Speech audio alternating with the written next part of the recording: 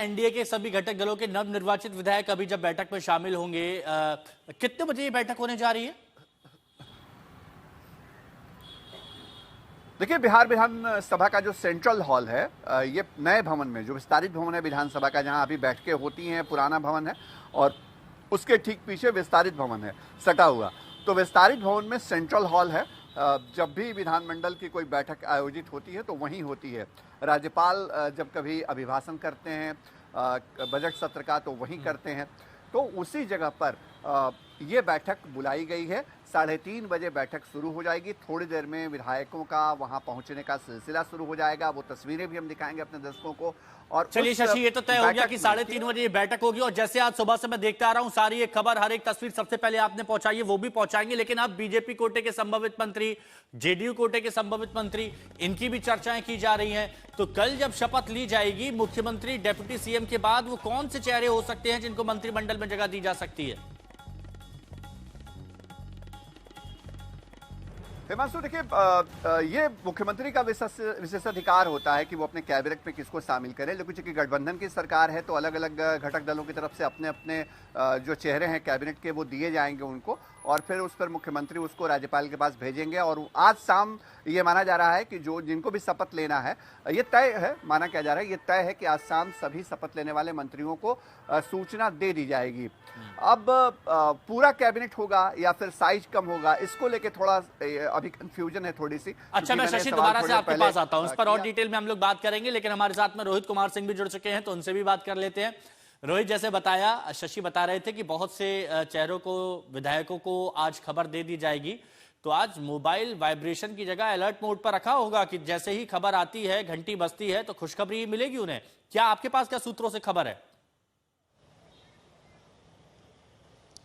बिल्कुल, मोबाइल को alert mode पे भी रखना पड़ेगा, वाइब्रेशन पे मत रखिए और वॉल्यूम भी पूरा हाई रखिए। कभी भी घंटी बज सकती है, आवाज़ सुनाई भी देनी चाहिए। और इसीलिए देखिए, जो मंत्रियों की बात है, संभावित मंत्रियों के, तो कुछ नाम जो है लगभग तय माने जा रहे हैं, चाहे वो बीजेपी में हो या फिर जेडीयू में हो। बीजेपी से अगर हम बात करें तो सम्राट चौधरी तो उप मुख्यमंत्री बनने ही वाले हैं।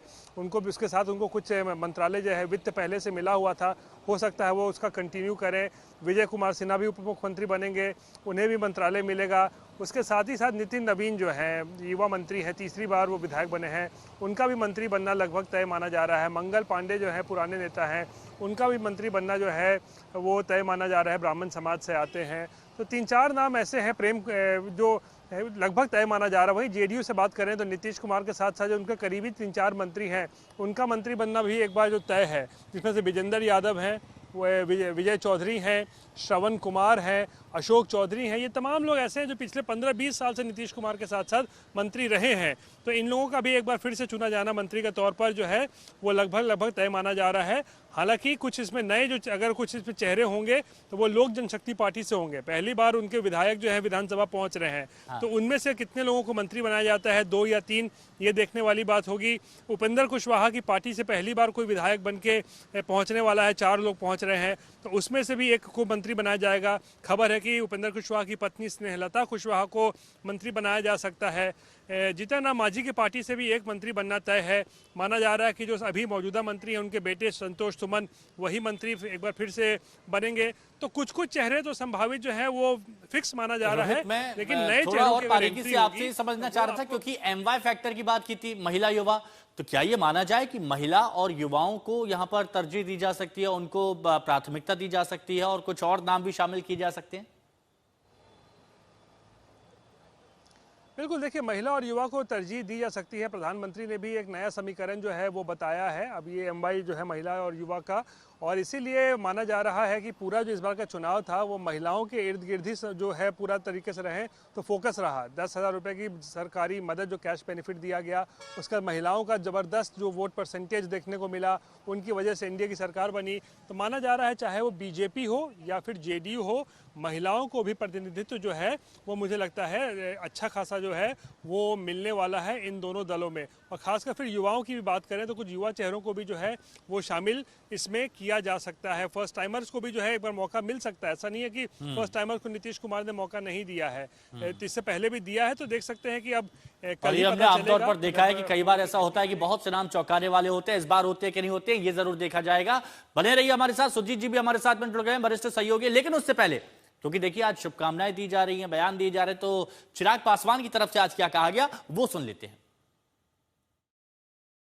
ऐतिहासिक जीत जिस तरीके से एनडीए की हुई है और जिस तरीके से बिहार की जनता ने पूर्ण विश्वास एनडीए के ऊपर जताने का काम किया है, ऐसे में जितनी भव्य ये जीत है उतना ही भव्य कल हम लोग का शपथ ग्रहण समारोह होने जा रहा है। और मुझे खुशी है कि इसमें प्रधानमंत्री जी की भी मौजूदगी इसमें रहेगी। और मैं मानता हूं कि जितनी बड़ी ये जीत है उतना ही बड़ी जिम्मेदारी भी अब हम लोग के ऊपर है। जो बातें हम लोगों ने चुनाव प्रचार के दौरान कही थी, जो संकल्प पत्र में जो वादे हम लोगों ने किए थे, कल से उन वादों को भी पूरा करने की शुरुआत होने जा रही है।